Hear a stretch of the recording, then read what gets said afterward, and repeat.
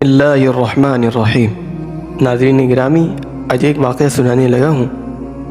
روایت میں ہے کہ بنی اسرائیل میں ایک برسیسہ نامی کی عبادت گزار تھا، گرجا گھر میں رہتا تھا، مستجاب الدعوات میں سے تھا۔ لوگ اس کے پاس مریض لاتے اور یہ اللہ سے دعا کرتا اور مریض ٹھیک ٹھاک ہو جاتا۔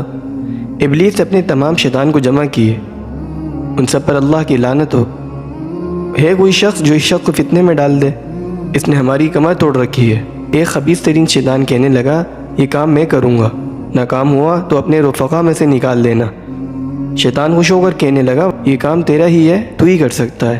یہ شیطان بنی اسرائیل کے بادشاہ کے گھر گیا۔ اس کی ایک بہت ہی خوبصورت بیٹی تھی جو اپنے ماں باپ اور بہن بھائیوں کے ساتھ بیٹی تھی۔ اس نے جا کر اسے پاگل بنا دیا۔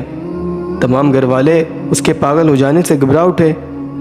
اس حال میں کئی روز گزر گئے، پھر یہ شیطان ان لوگوں کے پاس انسانی شکل میں آ کر کہنے لگا، اس کے پاگل پن کی صحت کی مطلوب ہے تو فلاں راہب کے پاس لے جاؤ، وہ اسے دم کرے گا اور اس کے لیے دعا کرے گا اور اللہ کے حکم سے ٹھیک ہو جائے گی۔ وہ اس لڑکی کو اس راہب کے پاس لے گئے، اس نے دعا کر دی، لڑکی اچھی ہو گئی۔ وہ واپس لوٹنے لگی تو شیطان پھر آیا اور کہنے لگا، اچھی طرح سے صحتیابی چاہتے ہو تو اس کو چند دن تک راہب کے پاس رہنے دو۔ وہ اس کے لیے تیار ہو گئے، مگر راہب نے اپنے پاس رکھنے سے صاف انکار کر دیا۔ تاہم وہ لوگ اصرار کر کے اس کے پاس ہی چھوڑ گئے۔ راہب دن بھر روزہ رکھتا اور رات کو عبادت میں مشغول رہتا۔ ادھر شیطان اس لڑکی کو کچھ نہ کرتا۔ جب راہب کھانا کھانے کو بیٹھتا تو اسے دیوانی بنا دیتا اور اس حالت میں اس کا پردہ بھی کھول دیتا اور راہب ادھر سے منہ پھیر لیتا۔ ایک زمانہ تک یہی سلسلہ چلتا رہا، حتیٰ کہ ایک دن راہب کی نظر اس کے چہرے اور بدن پر پڑ گئی۔ کبھی ایسا خوبصورت چہرہ اور حسین بدن کب دیکھا تھا؟ بس صبر کھو بیٹا اور بدکاری میں ملوث ہو گیا، لڑکی کو پیٹ رہ گیا۔ اب شیطان آ کر اس راہب سے کہنے لگا، تو نے اس لڑکی سے زنا کر لیا ہے۔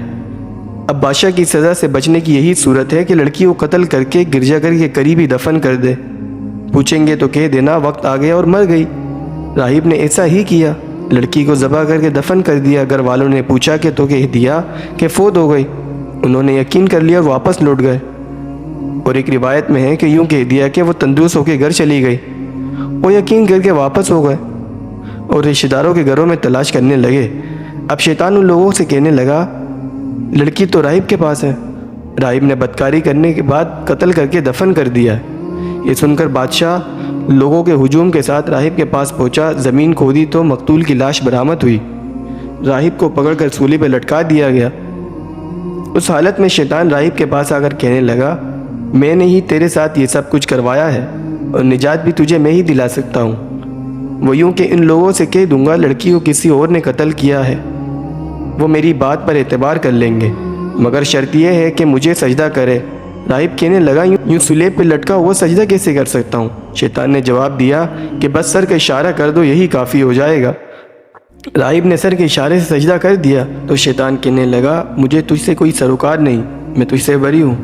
اللہ رب العزت قرآن میں فرماتے ہیں سورۃ الحشر میں، شیطان کسی مثال ہے کہ انسان سے کہتا ہے تو کافر ہو جا، پھر جب وہ کافر ہو جاتا ہے تو کہہ دیتا ہے میرا تجھ سے کوئی واسطہ نہیں، میں تو رب العالمین سے ڈرتا ہوں۔ سو آخری انجام دونوں کا یہی ہوتا ہے کہ دونوں دوزخ میں چلے جاتے ہیں، اس میں ہمیشہ رہنے والے ہیں، اور یہی سزا ہے ظالموں کی۔